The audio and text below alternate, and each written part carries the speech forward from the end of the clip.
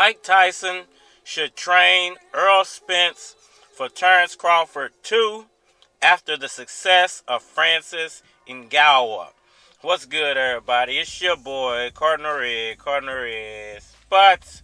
Let's talk about it. Alright, y'all, so Iron Mike Tyson, he's been ringing bells for the past couple of days because he was, I believe, the head trainer or one of the trainers of Francis Ngannou for his big fight, his big debut against Tyson Fury. I think everybody saw what happened yesterday. It was pretty surprising to a lot of people. And I just wanted to give my 447 nickels on what Iron Mike could bring to the table for Errol Spence Jr. in the second fight with Terence Crawford. That's for anybody listening. No, this is what people want to see. They want to say who is actually the authentic, baddest man on the planet. That could be anybody on this planet in a fair fight. All right, y'all. So, Iron Mike Tyson, man, what does he bring to the table as a trainer? And what could he actually teach Errol Spence Jr. to prepare him for Terence Bud Crawford 2? Now, Iron Mike Tyson was one of the trainers for Francis Ngannou yesterday in his big fight with Tyson Fury. And, you know, a lot of people feel like Tyson Fury is one of the faces of boxing, if not the face of boxing, along with Canelo and Gervonta Davis. I guess it depends on what part of the world you're in. But Francis Ngannou had a great showing against Tyson Fury. And I've said in the past that it's going to take someone with speed and power and good foot movement to take a guy like Fury down.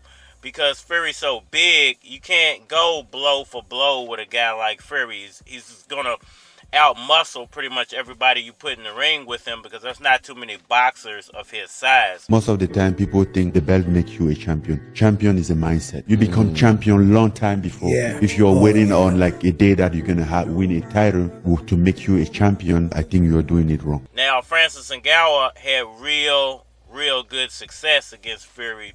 And a lot of people feel like he actually won that fight. You have to be the stupidest man on the planet to think this is a good idea. You're part of a 12-headed jackass. You people make me envy the deaf and the blind. Underwear, money, fat. But, you know, this is boxing, the most corrupt sport in the world. And things happen in this sport. Not to mention that was Francis Ngannou's first fight. And I think, you know, because of the way boxing is, they don't want a guy like Tyson Fury going down to somebody having their first professional fight. You pink lip polka dot motherfucker. Now, as far as Mike Tyson goes, you know, what could he bring to the table for a guy like Errol Spence Jr.?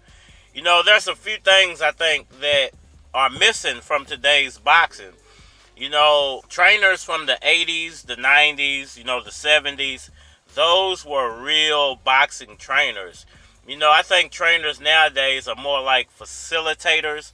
They give instructions. They don't really teach a lot of great technique. If you watch a lot of boxers nowadays, it's not a lot of real good technique, you know, being taught to these fighters because a lot of these fighters have a lot of flaws, you know. But if you're a fan of a certain fighter, you're never going to point out those flaws. You're just going to kind of live with it as long as they never lose. That's how it starts. So what a guy like Mike Tyson can bring to the table for a guy like Errol Spence is some of those old school tactics that he learned from Customato in the 80s and the 90s, you know, before Customato passed away.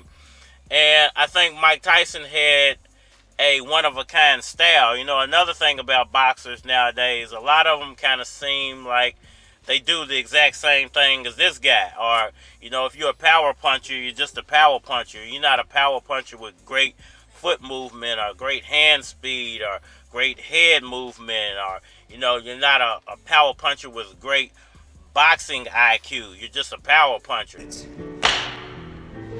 You didn't even see that coming, did you? So I think what Mike Tyson can give to Errol Spence is that head movement style that he learned from Customato, the foot movement style that he learned from Customato, and how to properly place a power punch. Now, I'm not saying Errol Spence doesn't know how to properly place a punch.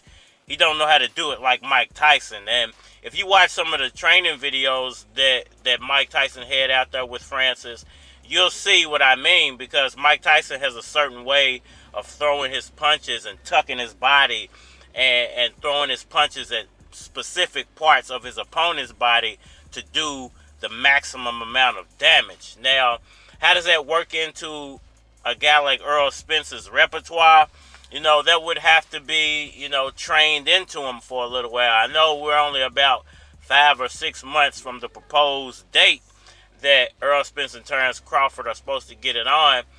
How much can he learn in that small amount of time? You know, it's up to Errol Spence. Will he be a sponge and be able to absorb that? You know, would Derrick James actually allow a guy like Mike Tyson to come in and be a secondary set of eyes or a secondary voice, you know, to help train Errol Spence? Because I'm not saying that Mike Tyson should be Errol Spence's head trainer at all. You know, I don't think Mike Tyson even wants to play that role for a lot of fighters. I think he got specific guys that he likes and that he wants to work with, and he's going to work with those guys. But, you know, I think Mike Tyson brings, like I said, that old school, hard-nosed, you know, straight to the gut, you know, style of boxing that was in the 80s and the 90s. And I think these younger fighters, these fighters of today, could really stand to learn a lot from a guy like Mike Tyson, especially when it comes to, you know, I think the one thing that Errol Spence really lacks,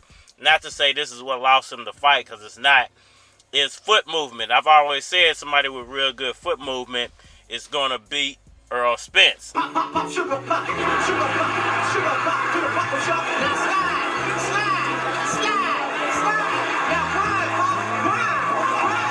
not saying that it was Terence Crawford's foot movement that beat him, but I think that Mike Tyson had excellent foot movement, along with, like I said, that ability to throw shots and tuck his body and move his head in really awkward ways to throw his opponent off. So, you know, I think those are the things that Errol Spence could actually pick up from Iron Mike. You know, not to be, once again, Errol Spence's head trainer, but perhaps he's the guy who trains Errol Spence on foot movement and head movement and power punching.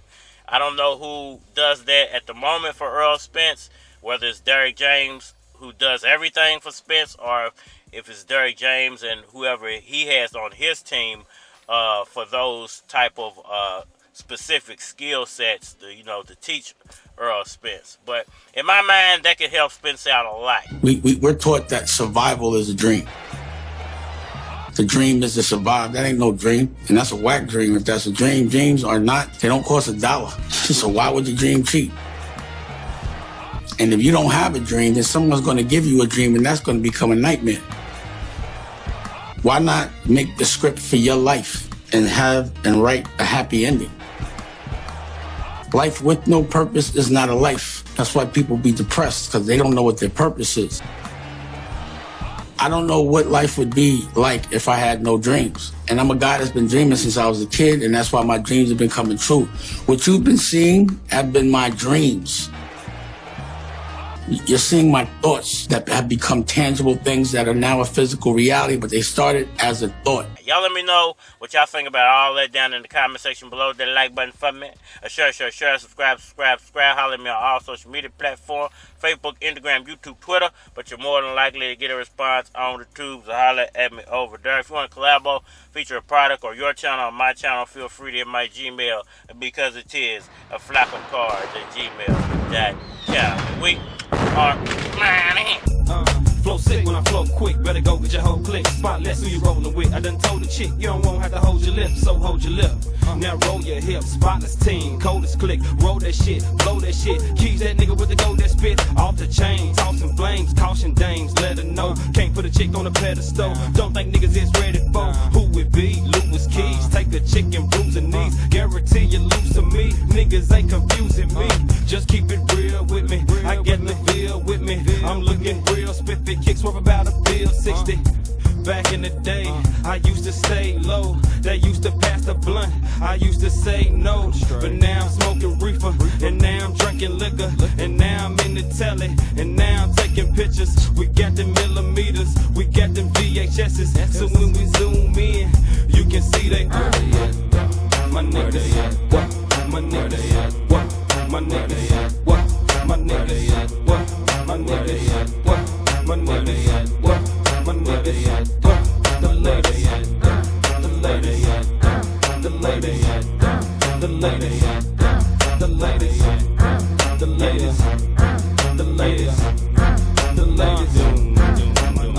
sick with the freestyle. Call him the Green Mile. Getting money for blocks. What y'all think about me now? Gotta keep my head in the clouds. Daddy like gotta make me proud. Y'all on that payment later. Gotta get that money now. Y'all on that funny style. Running round, talking shit, tossing chicks. End up with that faucet drip. Off to get smooth like a player. I move like I'm greater. I bust your mouth, leave you like you chewed a tomato. Now show a little something. Drop a little bread. Our currency is green. Y'all copper instead. I'm knocking your head right off of your neck. Holla at that drove man, tryna see if he's on deck. Now show some respect and throw up your set. If somebody's sicker, I don't know him yet. You know it's the S. They showing their chest. We blowing the best. It's Louis Keys, nigga. My niggas, what? My niggas, what? My niggas.